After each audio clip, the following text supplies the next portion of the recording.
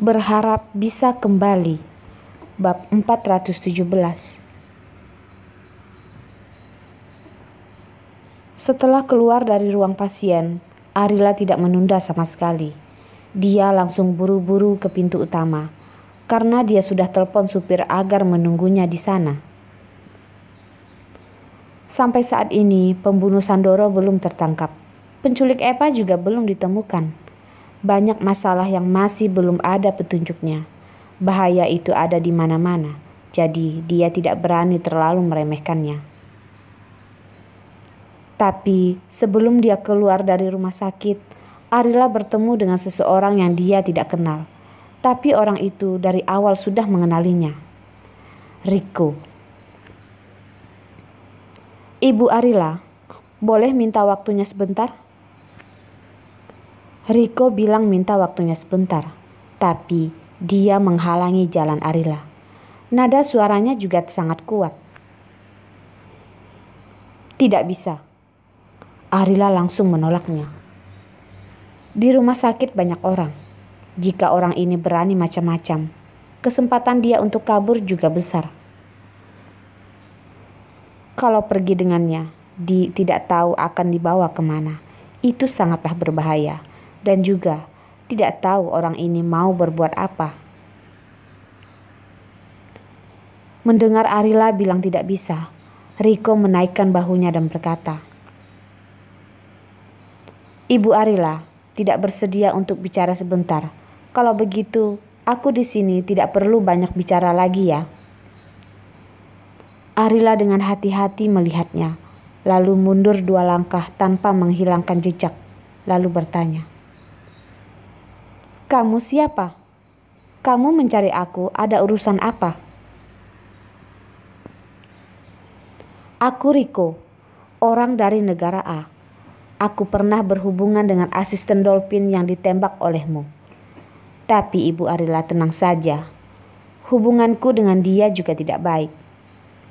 Aku mencarimu, tidak ada hubungannya dengan kematiannya. Identitas dia bukan rahasia. Demi mendapatkan kepercayaan Arila, dia menghadapinya dengan baik-baik." Arila tersenyum. Matanya juga lembut, tapi kehati-hatian di matanya itu tetap tidak berubah. "Lalu kamu kesini tidak mencari masalah denganku. Berarti kamu mau berterima kasih kepadaku karena aku sudah menghabisi satu musuhmu, begitu?" Kalau dia benar mau membantunya, dia tidak mungkin menghalanginya ketika dia sedang sendiri. "Ibu Arila, pikiran kamu terlalu banyak." Rico menggoyangkan kepalanya. Sebenarnya dia benar-benar hanya mau membantunya.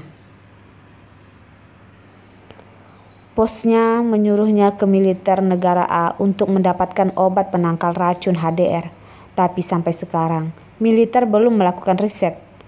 Di saat dia sedang tidak tahu harus bagaimana, dia menerima informasi ada orang yang punya cara untuk mengembalikan penglihatan Carson.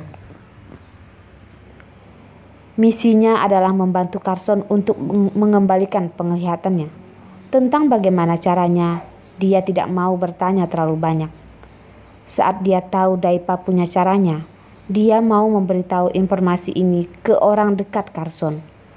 Awalnya dia mau memberitahukan ini kepada Eva saat dia menjenguknya.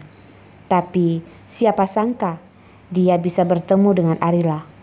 Jadi dia beritahu Arila saja, akan lebih langsung dibandingkan memberitahukan kepada Eva. Arila tersenyum dan berkata, "Aku yang pikir terlalu banyak. Akhir-akhir ini masalah yang ditemui terlalu banyak. Kalau dia tidak berpikir terlalu banyak, kapan dia akan dijatuhkan pun dia tidak tahu." Setiap orang harus pelan-pelan bertumbuh. Saat masih kecil merasa semua orang di dunia ini orang baik. Lalu berikutnya sama orang terlihat seperti orang jahat. Tapi ketika sudah benar-benar bertumbuh, pasti akan mengerti orang mana yang baik dan orang mana yang jahat. Rico berkata lagi, Karena aku mau memberitahumu, ada seseorang yang bisa mengembalikan penglihatan dua mata Carson. Serius? Mendengar ada orang yang bisa mengembalikan penglihatan Carson, respon pertama Arila sangat senang. Tapi tidak lama kemudian dia curiga. Dia mengerutkan alisnya dan bertanya, "Kamu tahu ada orang yang bisa membantu Carson? Dan kamu masih berbaik hati memberitahu kepadaku?" Dia tidak pernah berhubungan dengan orang ini sama sekali. Orang ini tiba-tiba datang dan bilang bersedia membantunya. Dia bagaimana mungkin tidak curiga dengannya? Rico berkata lagi, "Sebenarnya aku tidak sebaik itu. Aku hanya mendengar perintah orang lain, membantunya mengirimkan pesan kepadamu saja." Mendengar perintah orang lain? Arila mengulanginya. Ucapan orang ini membuat dia bertambah curiga. Bukan hanya dia, di belakangnya masih ada orang lain. Jadi, orang yang di belakang, siapa dia? Melihat ekspresi Arila, Rico sadar dia terlalu banyak bicara. Dia langsung memberitahu orang yang dapat membantunya itu siapa saja sudah cukup. Banyak bicara dengannya tidak ada gunanya. Melihat perhatiannya terhadap Carson, asal dia tahu ada orang yang bisa mengembalikan penglihatan Carson, tidak peduli itu benar atau tidak, dia pasti akan memverifikasinya. Aku dengar-dengar, Daipa yang dikurung di area militer kota Pasir Bumi tahu caranya. Percaya atau tidak, itu terserah Ibu Arila. Setelah bicara, Rico langsung membalikkan badannya lalu pergi. Itu baru benar. Dia harusnya dari awal seperti ini. Dia percaya atau tidak, itu urusan mereka. Tidak ada hubungan dengannya.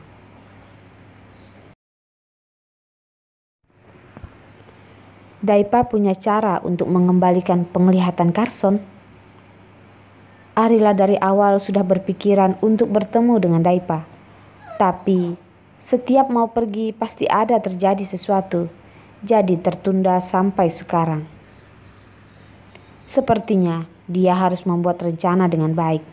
Saat bertemu dengan Daipa, bagaimana caranya agar dia mau berbicara yang sebenarnya?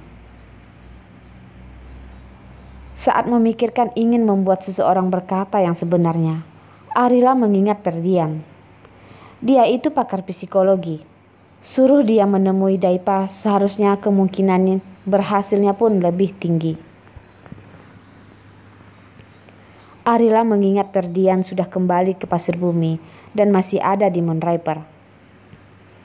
Ferdian yang sudah meninggalkan Pasir Bumi selama setengah bulan sudah kembali. Dan dia menyiapkan hadiah besar untuk Rila. Dibilang hadiah besar karena memang benar-benar besar. Kotak hadiah yang besar itu setinggi badan Ferdian. Rila seumur hidupnya mungkin juga tidak akan bisa mencapai tinggi itu. Melihat kotak hadiah setinggi langit di depan matanya, Rila sangat senang. Dia memutari hadiah itu 4 kali. "Paman, Rila mau lihat hadiahnya apa?" Ferdian jongkok di samping Rila, lalu dia menunjuk-nunjuk pipinya dan berbicara. "Kalau Rila cium paman, nanti paman buka hadiahnya."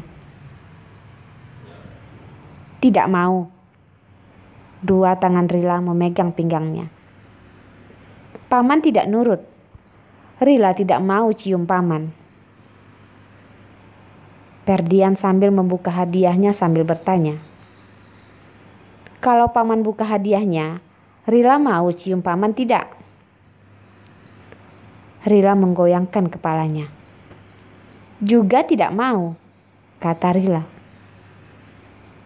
Ferdian mencubit-cubit wajahnya Rila dan bertanya, "Rila, kenapa masih tidak mau cium paman?"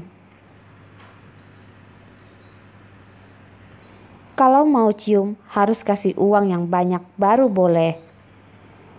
Rila selalu mengingat perjanjian dengan ayahnya. Peluk butuh uang, cium butuh uang. Hanya orang yang spesial yang memiliki jalur khusus.